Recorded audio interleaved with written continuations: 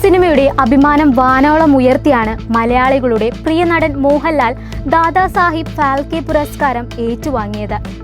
പുരസ്കാരം സ്വീകരിച്ച് കേരളത്തിൽ തിരിച്ചെത്തിയ ശേഷം അദ്ദേഹം നേരെ പോയത് ദൃശ്യം 3യുടെ സെറ്റിൽ ജോയിൻ ചെയ്യാനാണ്.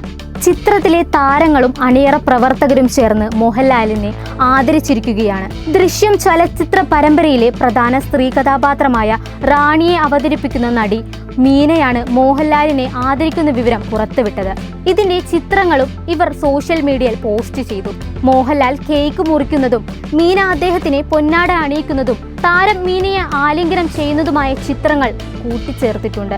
നടിമാരായ ശാന്തി മായാദേവി, ഹൻസിബ, എയ്സ്തർ അനിൽ എന്നിവരെയും ചിത്രത്തിൽ കാണാം.